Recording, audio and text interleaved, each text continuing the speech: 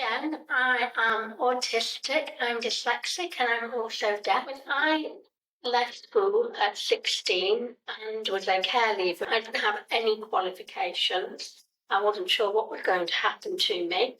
When I was 23, I did what's called an Access to HE course. So that meant that I could do the testing to see if I was ready, and that I did my level 3 qualifications in 1 year.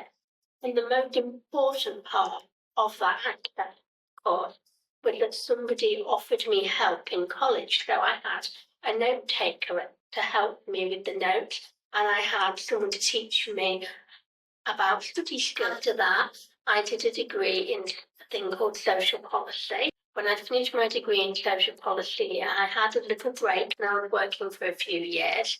And then I did what's called a master's in education. And for that part, I was able to really be focused on my super interest, which is education policy. And then 3 years ago, I started a professional doctorate. So again, I get to really focus on my hyper interest. One thing that I've had all the way through at each level is I've had support. So I've always had mentoring support. So it's someone who can help me pastorally outside the classroom. The ideal neurodivergent workplace is one of green flags. So my green flags are apps that are available to me to help me process my work. Being able to have a stimming toy with me and it just being completely natural. To have flexible working, so some days I can work from home, some days I can work from the office, and that's always my choice. So top tips if you are dyslexic is to ask your employer if they can provide either overlays or certain colour paper. So I have access to pink paper, so if I need to read lots of information, which I often do, having things printed on the pink or lilac paper help me to process and read it more easily. I do have special glasses, which you can now get at most opticians, so that's something that's changed, that are tinted with pink, so again help me to read the computer screen more easily and process the information. For hearing technology, my hearing aids, I'm really lucky, connect up to my phone, which means that I can hear things more clearly.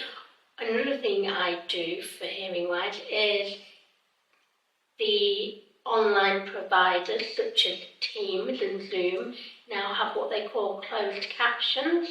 So that also helps people that are neurodivergent to be able to focus on what's being said by reading the text, but helps me too because I'm deaf to understand what's being said. Technology such as that helps with dyslexia, which can be verbalising your thoughts to the screen, so it records what you're saying. There's technology that will record the screen for you if you're deaf, and that then, which is amazing, turns that voice into a text document for you so you can read it. The advice I would give to neurodivergent young people considering their career options is you can take your time. I left school at 16 without any qualifications and I didn't know what I wanted to do. I came back to education a few years later and it still took me time to find my path. Try and look maybe what your special interests are. Is there something you can do with those special interests to help you guide that path? The really great thing about having some time out from education was just doing an ordinary job, because that taught me the soft skills I would need for when I went back to education, but also helped me to understand what I was learning and bring that outside the box thinking.